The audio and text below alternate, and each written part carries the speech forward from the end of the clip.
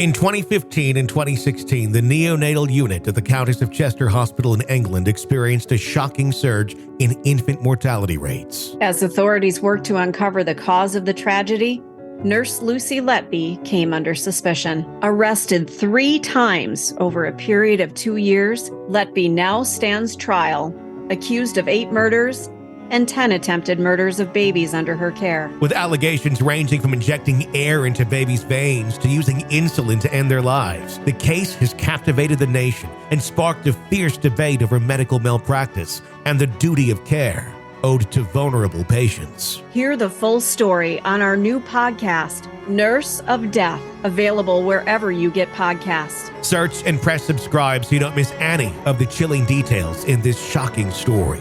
Search Nurse of Death right now and press subscribe where you get podcasts.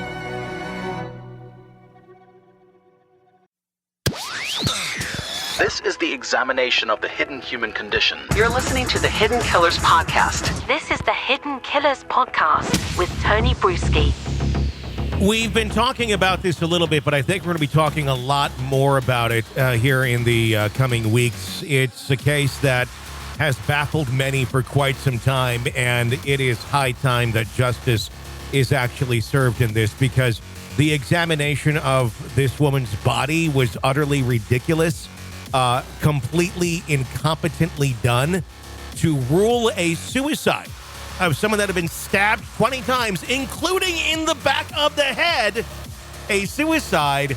I don't even know what to make of that, other than, was this done by someone who was first day on the job of being medical examiner, or was there somebody saying, I think I'm going to say this because someone's influencing me to say this? Ellen Greenburg is who we're talking about, and her parents still fighting to change the cause of death from suicide to homicide, because it's obvious it was a homicide.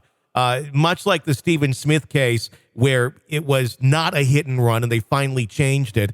The same should be done here, so resources can be allotted to investigating her murder. That's why there hasn't been much of an investigation, because it was listed as a suicide. We have the 911 call we're going to play for you today, and we're going to go through the story as well. My name is Tony Bruschi, Carol Hughes with us as well. This is all around another one of these cases where you just shake your head. How could so many things go wrong on so many levels? You know, I feel really, really bad for her parents. This happened in 2011. Yeah. And they have been fighting for her for 12 years. And they're not going to stop. And it's a very, when you look at it and you go, this is clearly not a suicide. No one could do this as a suicide. It's physically impossible for this to be a suicide. Yet, if they rule it that, then that's where it sits until you twist someone's arm or put enough pressure on them in the media to do something. It's kind of insane. So I want to be another brick laying on this, going, do something, because this is nuts. It is nuts. Go ahead. Let's just dive in. Yeah, there's a lot of questions. Let's go into the story, and then we're going to go to the 911 call, and you too will see just how insane this story is. On January 26th of 2011, Ellen Greenburg was found dead on the kitchen floor, her kitchen floor. Ellen had 20 stab wounds, 10 on her neck and head, 8 on her chest, and 2 wounds to her brain. A kitchen knife was deep in her chest. Now, if she did in fact kill herself with a kitchen knife, 30 stab wounds into the brain, neck, and head, and chest, that would have to be some sort of a record of how one could keep going and be able to accomplish 30 stabs. 20 stab. 20 stab wounds. Okay, 20 in total to oneself, and not have died after a few of them, or been unable to wield that knife. The knife ends up in the middle of her chest and her heart area. Unless she's a zombie. Unless we're talking it's The Walking Dead and there had to be that piece to the head to completely take her out, this is not a suicide. The assistant medical examiner at the time, Dr. Marlon Osborne, also stated that she had 11 bruises in various stages of resolution on her right arm, abdomen, and right leg. Gee, that's not suspicious. One day later, her death was ruled a homicide. The next day, authorities said they were leaning towards suicide.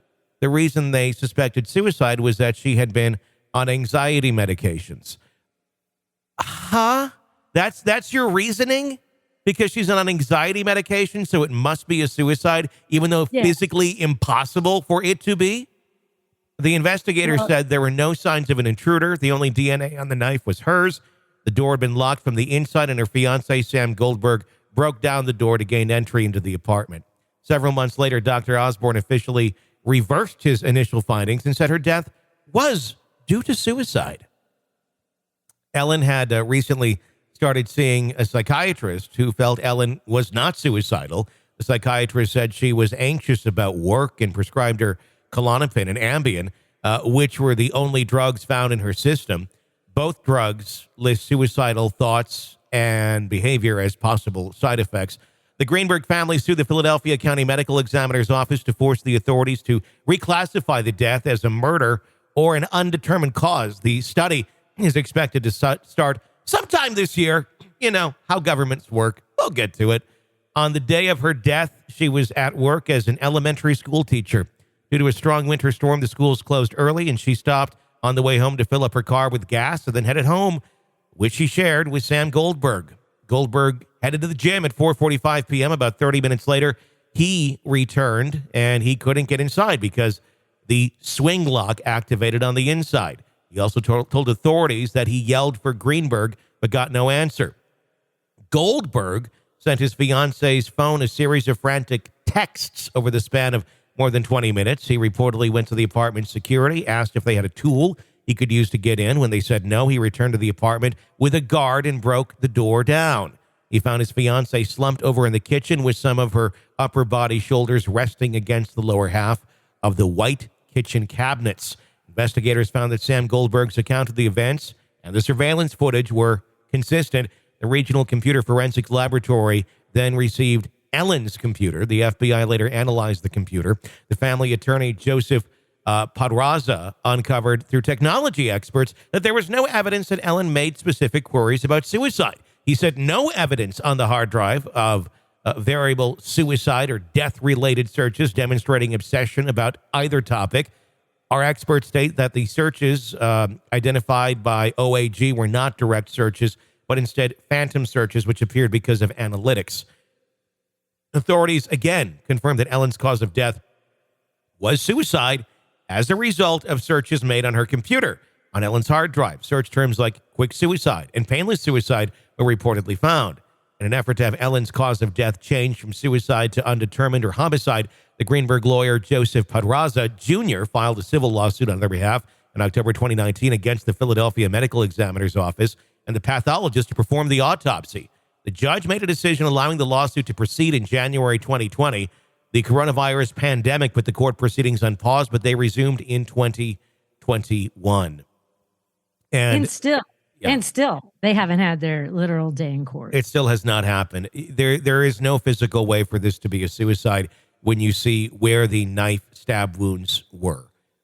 This is almost like, I feel like the medical examiner's office, the way that they did this is almost like how a dad who's really busy watching a game or doing something and their kids are coming up to them going, "Dad, can I do this? Can I have that?" Yeah, that's, Dad, I think it's a suicide. Okay, just write it down as suicide. I'm watching the game. Do that for me. That seems to be about as much like thought that they put into this.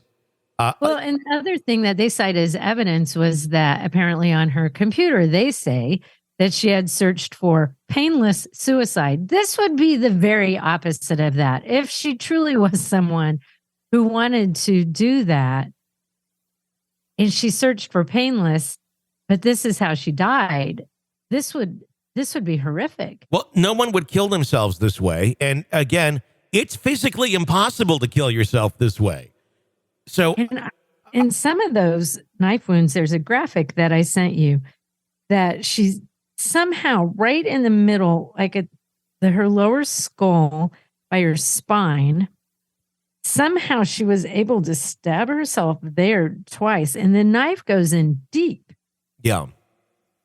And I think they say the knife went in to her heart several inches.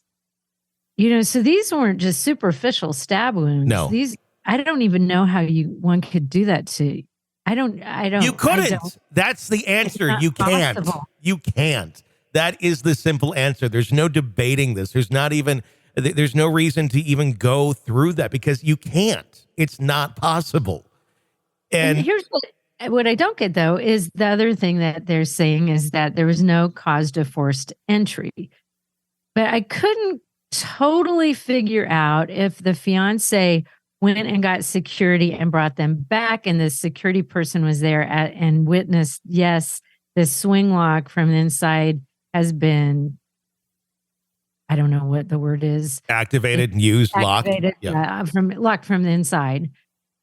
And so he had to kick the door down, I guess. Mm-hmm. I don't know. And did the security guy watch him do that? Did he definitely see that it was broken? And it also seems weird to me that she gets off work. It's a snow day, leaves early, filled up her car with gas. That's not someone who's, you don't do that if today's your last day. Yeah, you're not like, just in case. She goes home. He leaves for the gym like at 4:45. I think she was found around 6:00. So in the short window of time, he says, I'm going to the gym. And in her mind, she would be like, here's my opportunity. Why? That makes no sense. Makes no sense.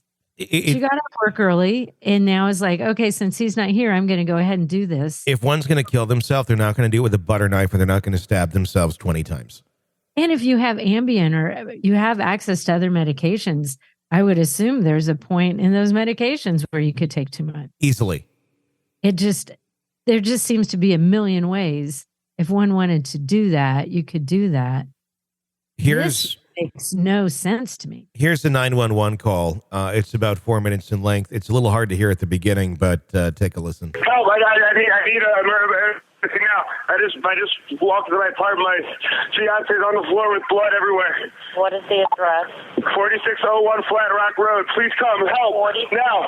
4601 Flat Rock Road. Is this a house or apartment? Oh no! Oh no! Apartment. It's an apartment. What apartment number?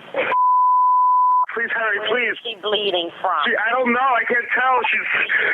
So you have to calm yourself down in order to get you some help. I'm sorry. Okay. I don't know. I'm looking at her right now. I don't know. That was pretty good. The flipping of the switch. You need to calm him. Okay. Yeah, right then. Right then. And then he was okay. I'm calm. I'm okay. It was like Alec Murdaugh on the stand where it's like, oh my God, I can't believe it. Alec, what did you think of Chick-fil-A the other day? Oh, it was delicious. I love Chick-fil-A. It's great. Continuing. Well, even his, oh my God. That didn't sound very sincere. That actually was a pretty good. Oh my God. I'm going to fumble through these words or make it feel like I'm fumbling through words at first, but even I don't know how to do it and make it sound real. Calm down. Okay. Continuing on. I can't see anything. There's nothing broken. She's bleeding. Ellie. You don't know where she's bleeding from? Can't tell Ellie. where the blood's coming from? I think her head. I think she hit her head, But it's everywhere. Okay, it's everywhere. She might have fallen. Do you know what happened? She may have slipped. There's blood on the table. Her face is a little purple. Okay, hold on for rescue for her. Stay on the phone.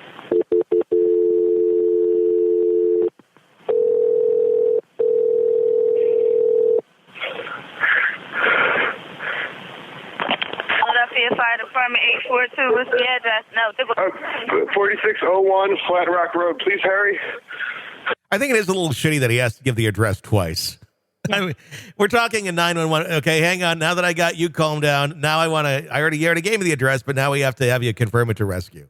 That just seems like you're starting over with your 911 call. It's a very inefficient 911 system if that's how that's working. Continuing on. 4601 Flat Rock? Yes. What's wrong? I went downstairs to go work out. I came back up. The door was latched. My fiance's inside. She wasn't answering. So after about a half hour, I decided to break it down. I see her now just on the floor with blood. She's not responding. It's interesting that he goes to alibi and not just to my fiance's on the floor, not breathing. Like that would be, I think, the first thing you say, not necessarily Here's the timeline of everything that just happened. And here's the other thing I find weird. He said that her face was turning kind of purple. Yeah. Doesn't notice the knife in her chest. Yeah. Yeah. I mean, everyone reacts to trauma and grief differently, but yeah. Continuing on. Okay, is she breathing? Look at her chest. I need you to calm down, and I need you to look at her chest. It's really. I really don't think she is. Listen to me. Someone's on the way. Look at her chest. Is she flat on her back? She's on her back, so I bring her. Look at her chest and tell me if it's going up and down, up and down. I don't see her moving. Okay, do you know how to do CPR? I don't. Okay, I can tell you what to do, okay, until they get there. I want you to keep her flat on her. God. Hello? Yeah, hi, okay. Are you willing to do CPR with me over the phone until they get there? I have to, right? Okay, so get her flat on her back. I have to, right? Dude, I mean, bro, I don't know. I mean, like, I guess I should. Yeah, if your fiance or what is this? Girlfriend is dead or looking dead, you have to, right? Yes, you have to, because that's what human beings do to help one another. It would be like, what do I have to do? Tell me right now. Exactly. I have to, right? That's a weird response. Bare her chest, okay? You want to rip her shirt off. Okay? Kneel down by her side. Oh, my God. Ellie, please. Listen, you can't freak out, sir. Okay, I'm trying not. Her shirt won't come off. It's a zipper. Oh, my God. She stabbed herself. Where? She fell on a knife. Oh, no. Her knife's sticking out. Her what? There's a knife sticking out. She fell on a knife. That's an interesting... fell on a knife 20 times. Even then he goes, oh, she... Like, even the way, like, I don't know how you wouldn't scream, you know. You just found a knife in her chest. And he's like, oh, no. How did you not see the knife prior, I guess, I don't know. Continuing. There's a kitchen knife, even if it was like a steak knife, that's got a pretty decent handle on it. It seems like there would be a lot of blood in that area, and you would notice that. Sam Goldberg should likely be a prime suspect here. And if not, he's the most guilty sounding person in the world for not committing a crime. Because it's just, this sounds like horrible acting almost. Like, okay, pretend that you're doing a scene here and you are not the murderer, but you need to act surprised. Seriously, he wouldn't get the part. No. Because they would be like, this is not good. This isn't believable. We need you to be believable, and you're not. Because he doesn't sound believable. At all. Continuing on. Because it had to have been extremely bloody. Yeah, continuing on. Out of her heart. Oh, she stabbed herself? I guess so. I don't know where she fell on it. I don't know. Okay, well, don't touch it. Okay, so I just let her down. Here now, I mean, what do I do? No, I mean, you can't. If the knife is at her chest, it's going to be kind of hard for you to do CPR at this time. Oh, no. Oh, my goodness. Okay. Police, which operator? 277. Is someone coming here? Yes, they are. You said 4601 Flat Rock, right? Yes. Okay, someone's on the way. And the knife is still inside? Wait, sir, what? The knife is still inside of her? Yes, I didn't take it out. Was it her chest or what area? It's in her chest. It looks like it's right in her heart. Okay, someone's on the way out there. Okay, just get. Oh my God! Oh my God! How old is she? She's 27. 27, and there's no sign of life at all. No, please don't be. What? Pinch her under her arm and tell me if she responds to pain. She's Ellie. She's not. Her arm, her hands are still warm. I don't know what that means, but there's blood everywhere. I mean. I know, but you can't. And the knife is still inside of her. How far? Can you see how far it went in? It looks pretty deep.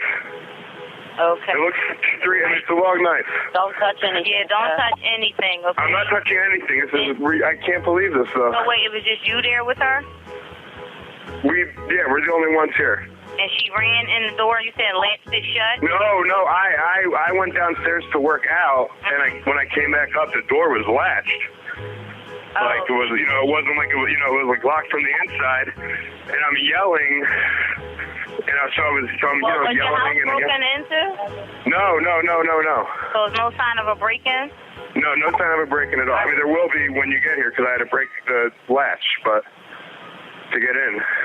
Okay, 4601 Flat Rock, and this is a house, right? It's an apartment. Flat Rock apartment. Okay, that'll help. Oh my God. All right, thank you. Oh my God. Thank you. He doesn't even sound upset. No. He's like, okay. Well, and here's what I questioned too. They said only her DNA was found at the scene. His DNA's all over the fucking place at this point. He's on top of her. He's handling the knife that's in her chest. He's over her pushing. So his DNA is now all over the scene. So if they're to examine this as a homicide, yeah, his DNA is going to be there. But how you can't really then dispute or separate if the DNA got there prior, if he killed her, or if the DNA got there when he was trying to, quote unquote, save her. So that's, I mean, it's almost like if he did it, he found a perfect way to do this. Make it look, number one, like it couldn't have been him because the door was locked from the inside. I'd love to see what type of lock that is, because there are ways of rigging that from the inside to make it, from the outside, to make it look like the door is locked and there's no one that could have gotten in. You can do that. If it's like a chain lock or something, you got a thing, you reach your hand around, you can make it appear that way. The thing too, because, they have video camera. Yeah. Hallway. You could it could look like you're opening the door just far enough. Yeah. That it's getting caught and like you could fake that. Really, you could fake it. It will look like and there's even fake with a security guard there. Yeah. I mean, and he seems to know his alibi pretty well, pretty quick. And there's it's like, oh, no. This is how it happened. Said it twice. Yeah. I was at the gym. Going downstairs, though, at the gym. It's an apartment. So he wasn't like going far. He was in the same GPS coordinates. The fact that he went to the gym and that happened while he was gone is really weird. And no DNA other than hers on a knife. Well, that's easy. Mm-hmm. I watch enough crime shows. You could wear gloves. You could put her hands on that knife and get the DNA on there. That would be easy to do. This is incredibly troubling to hear that phone call. And obviously, it's all allegations, innocent until proven guilty. I don't think he's even been charged with anything. No, he's remarried, or he's went on to get married and has a couple kids, and he was never charged with anything. Well, I would say if you're the new wife of him, I would be a little curious as to where this is going to go and where your future holds. Because I don't know. Because too, the officials, they ruled it officially a couple months later. Yes, definitely suicide. So I don't think he was ever properly investigated. No. As a suspect. I'd like to know why as he well. Went to homicide to suicide real quick, and then officially, okay, yeah, sure. I'd like to know of any relations with this individual to the coroner's office, to the medical examiner's office, to the police. Is there some connection there where a favor was done? Because, and I'd love to see the other autopsies that this medical examiner has done and how accurate they were. Because if one's doing something that inaccurately, one has to assume it's not happening in a vacuum. They're just an incompetent medical examiner and they're doing horrible things. Or there's some sort of connection. One of the two. I don't know. It would have to be likely either or. This is a dark one. And I think it's being as old as it is from 2011. This will be an interesting one to see it be unearthed. No pun intended, but to try and get some more answers in this chilling case. This is an examination of the hidden human condition. This is the Hidden Killers Podcast. The Hidden Killers Podcast. With Tony Bruschi. You want to weigh in on this, you can do so. We have a phone number for that. It's 888-5-KILLER, 888-554-5537. We'd love to hear your insight. Be sure to press subscribe wherever you download podcasts so you don't miss any breaking updates or discussions on the cases that we're following for you right here. I'm Tony Bruschi. Stay with us.